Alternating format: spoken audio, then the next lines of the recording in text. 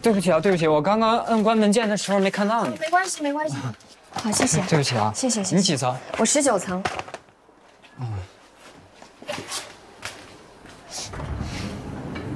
哎，你也去19层啊？啊，19层是我们律所，你是去咨询的吗？算是吧。那你有没有找到律师啊？没有。那你要不就咨询我吧？啊，你好，我是全景律所罗宾律师的助理黛西。你好，你好，你好，你好，你好。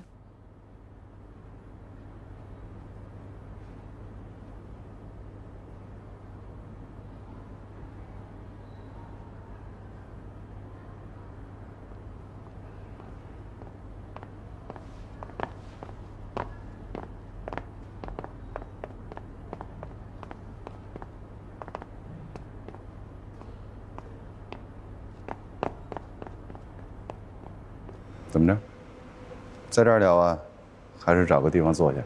看你。我以前从来没发现你这么随和呀。我一向是先礼后兵。你的意思是说，让我别敬酒不吃吃罚酒，是吗？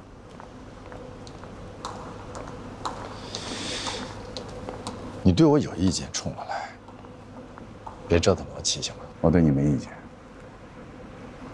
虽然你让我失去了一个客户，但是我不怨你，怨只能怨我自己没有本事。这样，如果你愿意，你可以到我们全天来。我可以给你介绍几个客户，甚至可以把我的客户给你。我到全景来，那就意味着我就不能代理你姐姐的案子。没错，毕竟蓉蓉是我们的客户。可你姐一样可以找其他的律师。你之前就跟罗琦说好了一起买房子，现在你们复合了，你们就可以按照计划去买房了，所以罗琦也就可以把购房款还给季玉。哎，这个要说清楚，不是购房款，是抚养费。不管是什么，只要你们承诺还钱，我就可以说服蓉蓉撤诉。他可以不撤诉，反正他也赢不了。既然你有把握蓉蓉打不赢你，那你为什么还要让罗琦告季玉呢？很简单，因为我也是个律师啊。你让我差点失了业，我总得证明一下我自己吧。可你有没有想过，小安有一天会长大的。如果他知道是你害得他见不到他父亲，他会恨你的。我无所谓，反正他也不是我的孩子。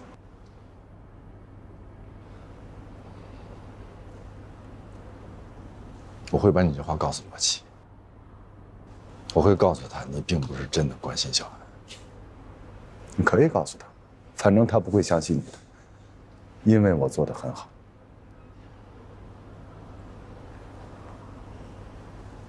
那如果我把这个给他听，他会信吗？而且我会把这个交给季玉，他可以要求变更抚养权，因为小安跟着你这样的继父，不利于他的身心健康成长。老话说吃一堑长一智，你为什么老在同一个地方跌跟头呢？你想过吗？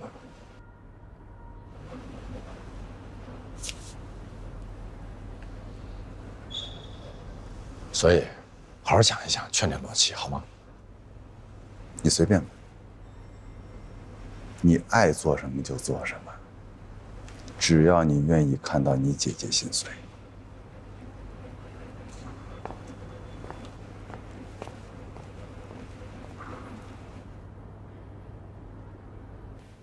不是我，我是替我同学来咨询的。啊，对你同学，你同学，他喜欢艺术，所以他就拿家里给他上法学院的钱去学了艺术。现在钱要花完了，他想问家里再要一些，可是家人知道真相了以后就不愿意给了，对不对？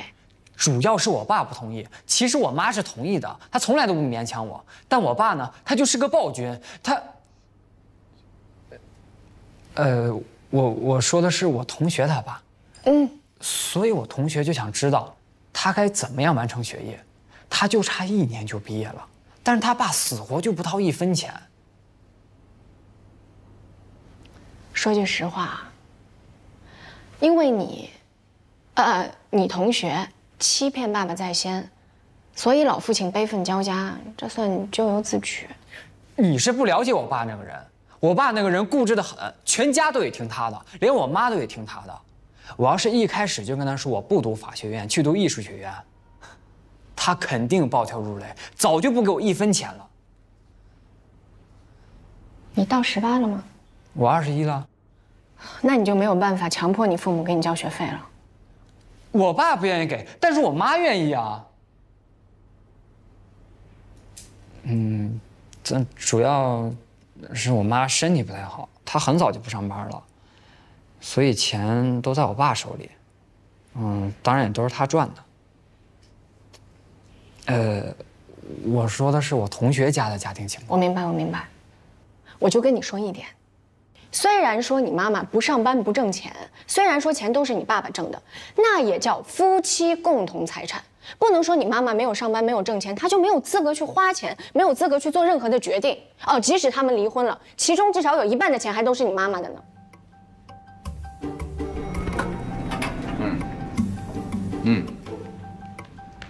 好，再见。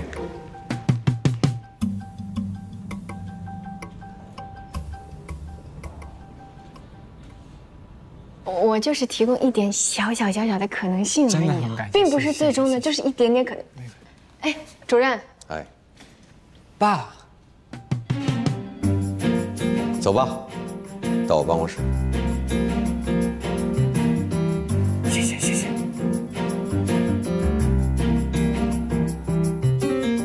你怎么能给他儿子出离婚稀产的主意呢？我知道这是他儿子的。我说丽娜姐，你为什么事先不告诉我？我以为你知道。我怎么可能知道呢？就算你不知道，你也不能随随便便给人家出主意让人家离婚呀。哎呀，是他把他爸说的特别的专制，说他跟他妈长期匍匐于他的专制之下。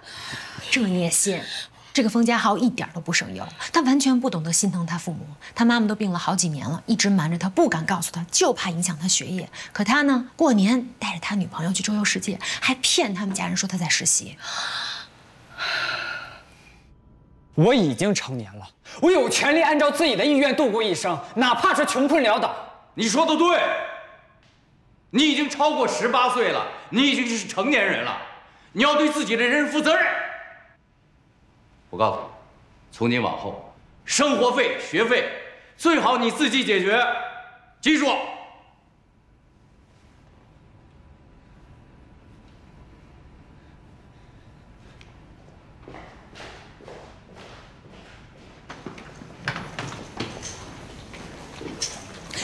你回来，这边。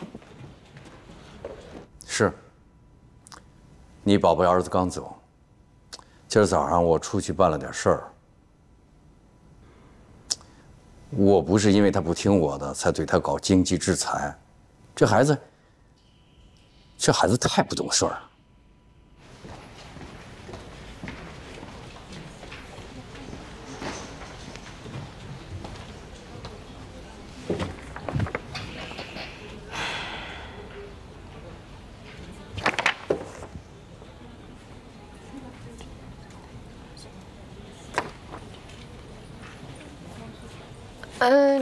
这是什么呀？这是？你又不是文盲。你们都填了吗？我们的简单，什么都没有，都交了。地下恋、前男友、暗恋对象都要填哦。这算侵犯隐私了吧？这。哎，咱们老大最近怎么了？这段时间心神不宁的，老不在所里待着。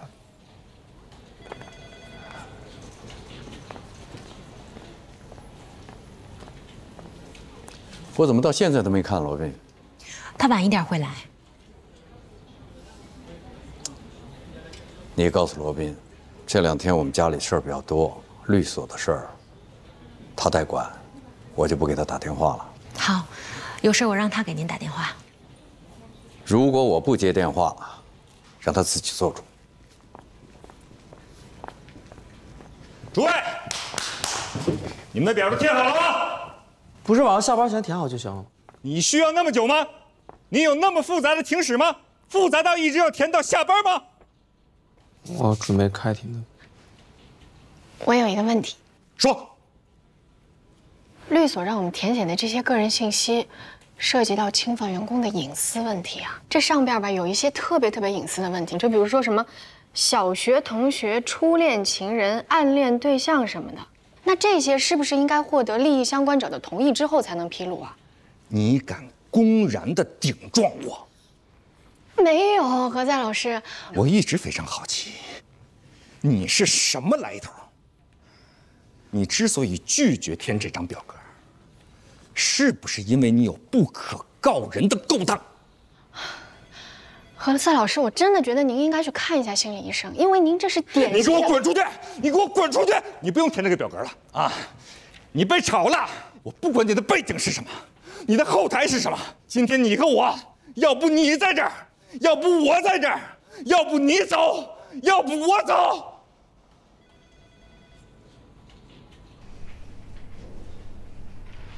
兰兰把他给拒了，那他就把我们当出气筒了。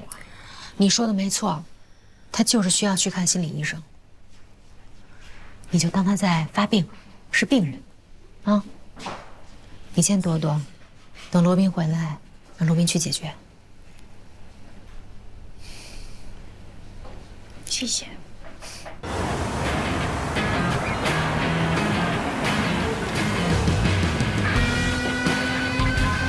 您是说黛西给嘉豪出主意，让您跟陶月离婚？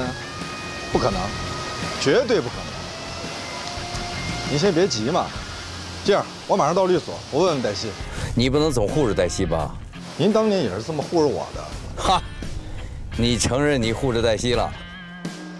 我这是爱护的护，不是袒护的护。如果说黛西真的这么做了，我马上让她收拾东西走。可如果万一……是嘉豪理解有误呢，所以您别急，我先问问，好吗？让黛西到办公室来。他已经被何塞炒了。什么？就因为他得罪了封印？他得罪封印了？谁跟你说的？封印跟你说的？怎么说的？封印想把他炒了？没有。那何塞是为什么呢？他失控了，黛西就撞他枪口上了。其实黛西就是堵了枪眼，你都没看见今天何塞跟疯了一样。幸亏咱们国家有枪支管控，不然的话，如果谁给他一把冲锋枪，现在办公室已经横尸遍野了。这是谁搞的？从小学同学写起，怎么不从幼儿园写起？何塞搞的。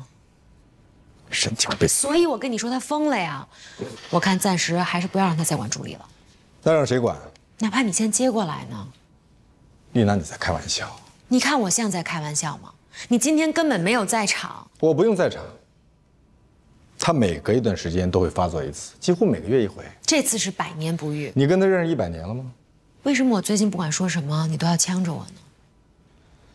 我不是要呛着你，我是要告诉你，他什么都没有，没有朋友，没有女朋友，没有家，没有孩子，他只有工作。如果你再不让他管助理，他一点存在感都没了。那你就是打算袖手旁观了？要不要我现在跟黛西说，让他明天来办正式离职手续？我只是说不能不让他管助理，并不代表我袖手旁观。通知黛西明天照常上班，何塞没有资格开除他。我已经这么跟他说了。谢谢。但是何塞也说了，这次他绝不妥协，他和黛西必须走一个。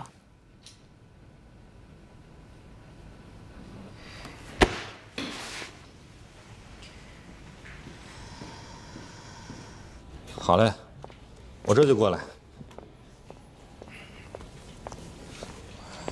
我没时间，我只需要5分钟，1分钟也没有。何塞，我父亲晕倒了。对不起，没关系，他是冲我，不是冲你。就因为你顶撞了他吗？对于他来说，这就是背叛。怎么能是背叛？充其量是意见不同嘛。你不会理解的。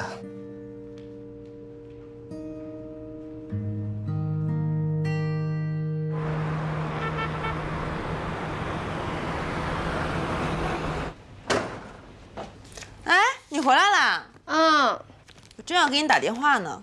哎，你干嘛呢？收拾呢。你要走了？你跟男朋友和好了？他求我了吗？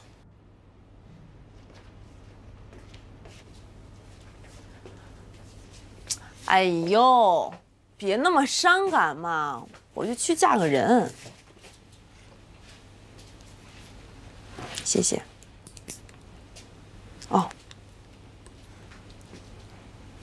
干什么呀？来抱抱，抱抱。你和麦飞真分了？为什么呀？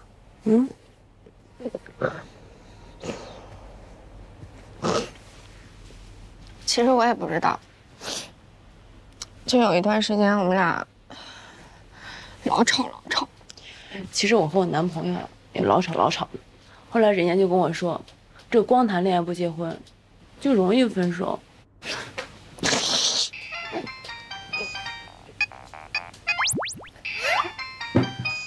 干嘛呀？接啊！干嘛不接啊？是不是因为我在这儿？我马上走啊！哎呦，分合很正常，我不消化你啊。对不起，我下一下。你到底到哪儿了？姐，你爸没事吧？幸亏送来的及时。医生怎么说呀？没太大问题。妈现在在里边。要不你跟妈回去，我在这照顾爸爸。你能不能不跟爸吵了？我没跟他吵啊，我从来就没跟他吵过，是他跟我吵。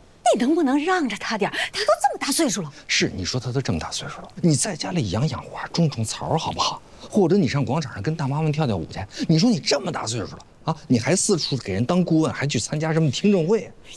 你这叫让着吗？这就让着爸吗？啊！我这实话实说。实话实说太伤人了，以后你别实话实说。我都听妈说了，你在听证会上那么多人，你当着那么多人面，你顶撞爸。姐，那叫听证会，好不好？听证会就是要做到公开公正，大家就是要坐下来啊，面对面的把自己心里想说的事儿都掰扯明白了。不是，你有什么要求，你可以私下里跟爸说啊。你当着那么多人面，他的脸往哪放？我是律师，对不对？我得把我的意见说出来吧。如果希望我不在这个场合出现，那当初啊，他就不应该让我学法律啊，他就不应该逼着我让我去上什么法学院。法学院，爸要是不逼你，你现在就是个导游。导游怎么了？导游光荣啊，我喜欢。你是来吵架的是吧？我不是跟你吵架，我是在跟你讲道理。行了吧，你跟我讲什么道理 ？OK， 我都可以理解。但是我现在告诉你，不要跟爸讲道理，行吗？他都这么大岁数了。他年轻时候就这样，从来都是说一不二的。他从来不听别人讲道理，只有他给别人讲道理，他就是道理本尊。你要是这样，不要进去了。我告诉你，你现在要想进去，你就只能说一句话：对不起，爸，我错了。要不然你做不到，你就别进去。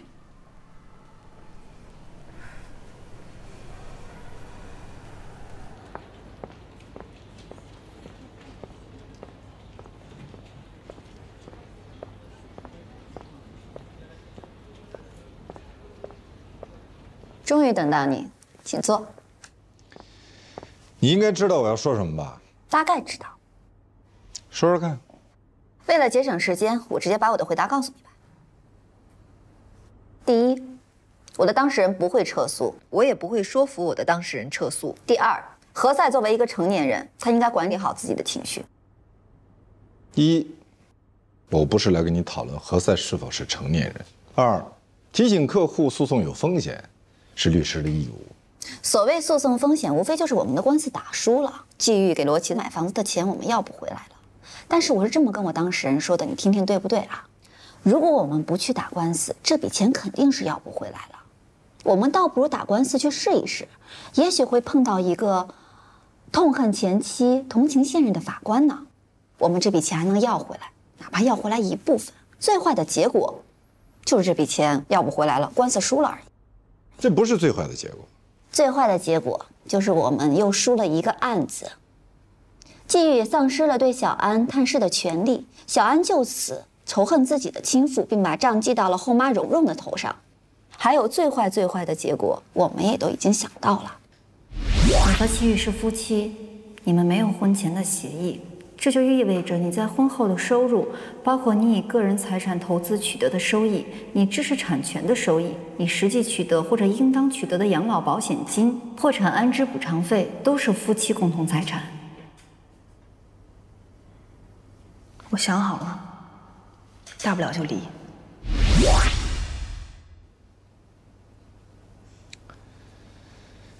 客户在义愤填膺之下，难免说出过分的话。但是作为律师，律师的职责不是趁火打劫、煽动仇恨。我没有煽动仇恨，我非常认真地帮助了我的当事人，避免他的利益再遭到损失。利益，说得好。但利益并不就是指财产，还有很多其他有价值的东西，比如说情感价值。有些情感毫无价值，不但没有价值，还有害，就像长在身上的毒瘤，越早切除越好。你说小安是毒瘤，我说你姐姐罗琦。罗琦是季玉的前妻，前妻就是婚姻的毒瘤。你别忘了，他们俩有一个共同的孩子。只有趁早的切除了毒瘤，才能想到长治久安。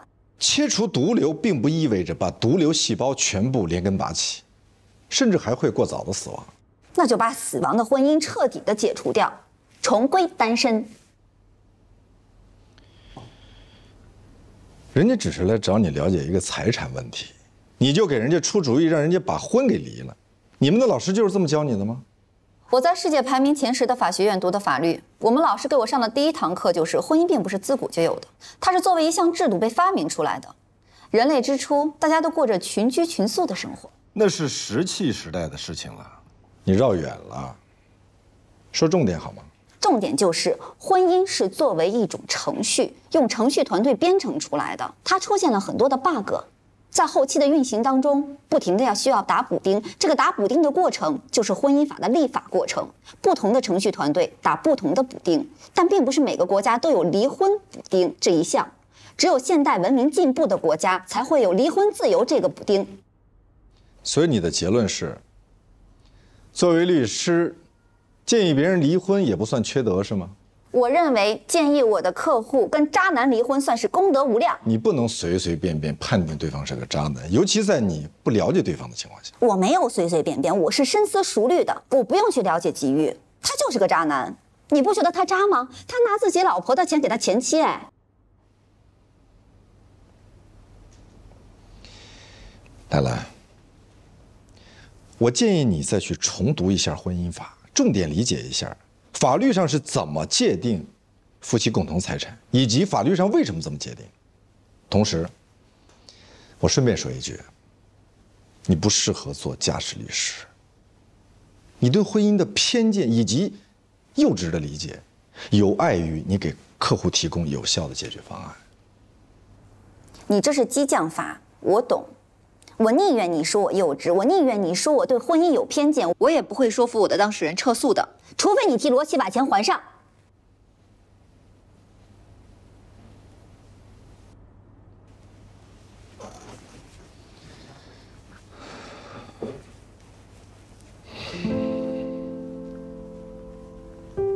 好，我同意，我同意，但我有一个条件。这件事情绝对不能让我姐知道。你跟你的客户还需要再签一个保密协议，立即撤诉，并且永远不能以同一理由起诉罗琦。同时，你要说服罗琦赶紧撤诉，并且写谅解书，互不追究，世世代代友好下去。你起草协议。你起草协议，明天10点发到我的邮箱。否则呢？否则，我当做我没有听到，也没有看到。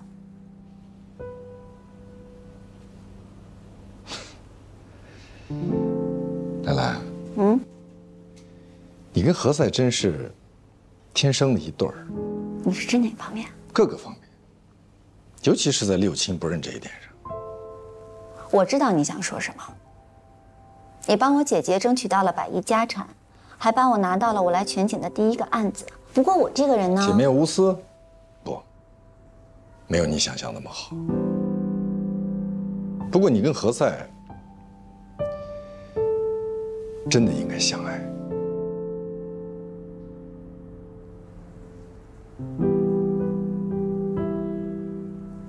来，干嘛呀？出去。不是你干嘛呀？我不想让齐然误会我。你听我说。我不听你说，你不要你们一吵架就过来找我，我又不是警察，你给我出去。不是我们俩的事儿，我爷爷的事儿。爷爷？啊。爷爷怎么了？我爷又被骗了。什么情况啊？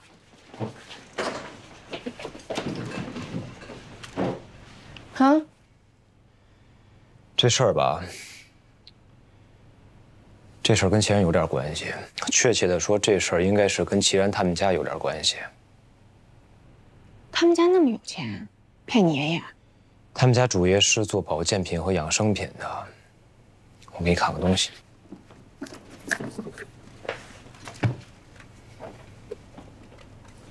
这盒保健品号称有延年益寿的功能，卖8888，我爷爷被骗了10几万。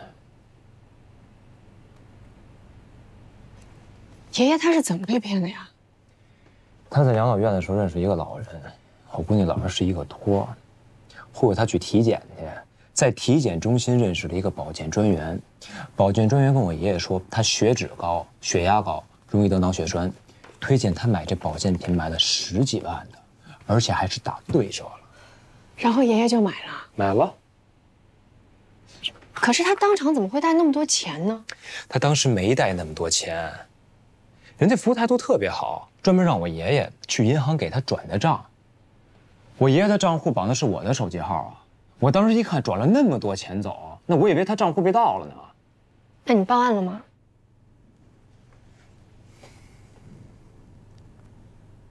我觉得受害的不是我爷爷一个人，这也不是我爷爷一个人的事儿。我认为他们骗了很多人。齐然怎么说？他说他父亲是靠这起家的，他非常相信他父亲，但是他也跟我说了，如果爷爷认为他买的保健品是吃亏上当了，他可以把钱退给我，这不是钱的事儿。但问题是我爷爷已经被他们洗脑了。你该不会是想让我帮你起诉你未来的岳父，说他卖保健品骗了你爷爷吧？齐老板是龙科的客户，也是我们廖主任的朋友。是我懂，而且廖主任还是你们的红娘，你不方便出面，你就只能借刀杀人，而我就是这把刀，对不对？你可以拒绝，但他们是在害人，他们还会害很多人。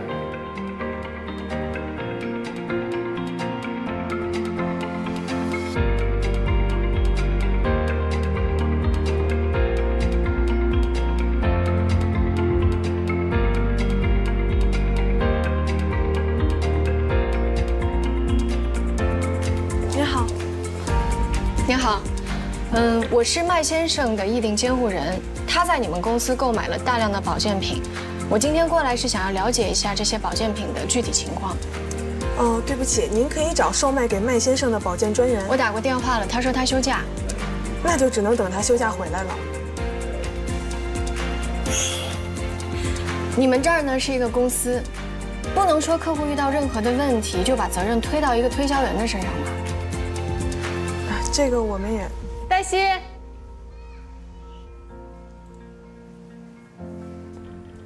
我听说你被 fire 了。你听错了，谣言。不是吧？是当众，大家都看到了。坐。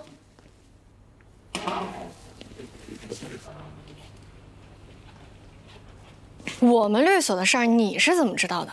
因为我有预感，你我早晚会以一种非常戏剧性的方式见面。咱们言归正传。哎，你确定你不是公报私仇？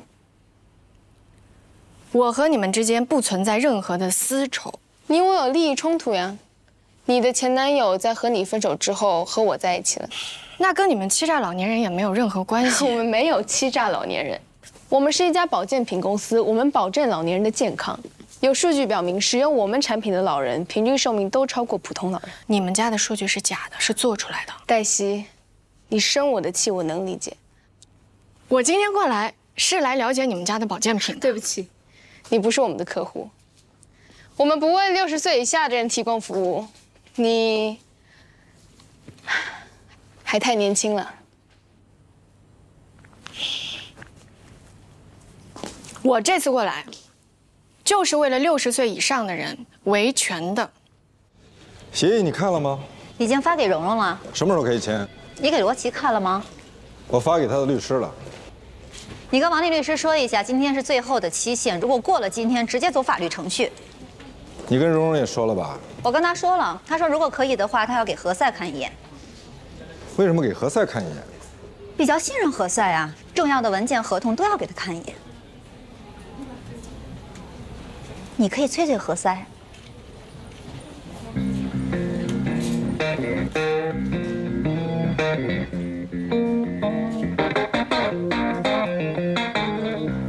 丰毅说这2天家里事情比较多，他不来了。黛西呢？还没到，他来了我让他找你。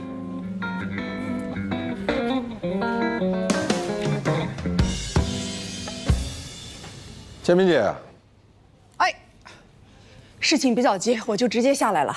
看来还是不够急，否则的话您早就打电话让我上去了。我之所以不上去是下来，是因为我不想在我的律所谈这件事情。那是什么事儿呢？您说。你的助理要起诉我的客户。您是说黛西吗？你别假装不知道。我真的不知道。哪个客户？7家长寿俱乐部。这样吧，你把黛西叫进来，直接问她。您是说现在吗？是啊，那这样我们就不必有不必要的误会和怀疑。我从不撒谎。你是律师，律师的职能之一就是为当事人撒谎。您说的是其他国家的律师，中国律师如果明知道当事人有罪还为当事人撒谎，是要被吊销律师执照的。你什么时候跟何塞一样那么教条？不，他是教条啊，你是坚持底线。是的。我上网查了，不止我们，有好多老人的家属，他们都在维权。个人对抗公司当然对抗不过了。公司不仅有法务，还有法律顾问，还有专门负责接待投诉、处理投诉的客服。而个人呢，势单力薄，不仅要上班挣钱，还只能在业余的时间上网吼2嗓子，最后还可能被对方的律师发律师函要求删帖，否则就要诉诸法律。这样，如果能找到更多愿意告他们的人，大家联合起来，是不是还有希望？没错。走啦，公公。走吧，拜拜。主任。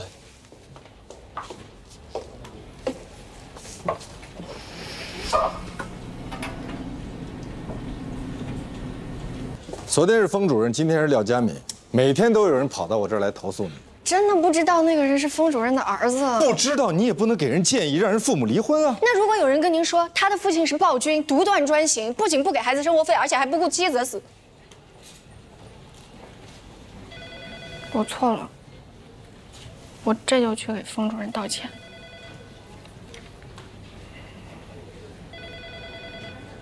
算了，保健品的事情廖佳敏已经说了。如果你们确实觉得钱花的冤枉，他们可以退钱，但是你们必须签一个保密协议，承诺他们。那个，我已经召集了10几个人都要告他，他们能都给退钱吗？谁让你这么干的？谁让你这么干的？您之前不是跟我说过吗？一个专业的骗子，他是绝对不可能只骗一个人的，所以我就受到了您的启发，于是我就好。那我现在再重申一下，你是我的助理。你的主要工作就是完成我交给你的任务，听懂了吗？您交给我的任务就是让我调查蓉蓉，我已经调查过了。虽然我不认可您的做法，可我还是按照您说的做了。调查报告我昨天就发到您邮箱了，邮件显示您已经读过了。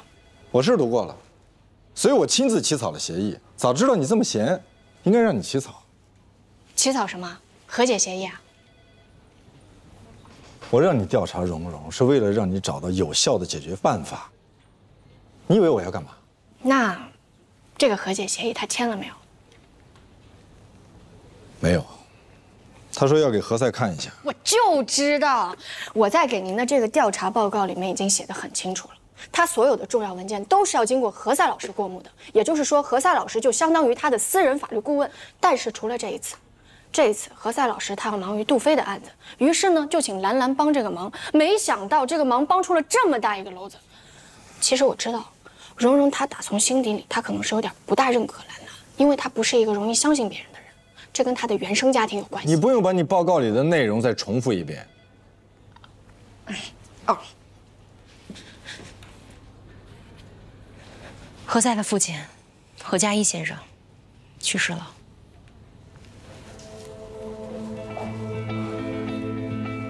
什么时候的事儿？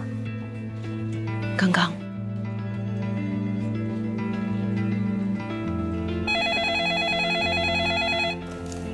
喂，蓉蓉那边没有问题。好，那我马上联系罗琦的律师。我已经联系过了，他就在我对面。有些细节要跟我谈。那你现在马上带他去会议室，我过来跟他谈。对不起，会议室可都满了。难道没有其他会议室了吗？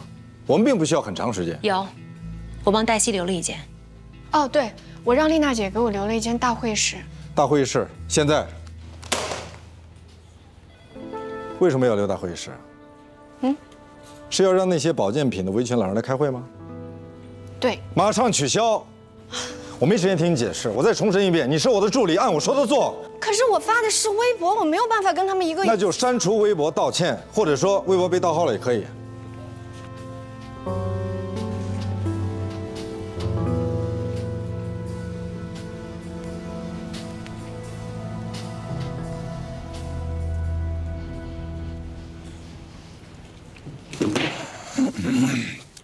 有什么问题？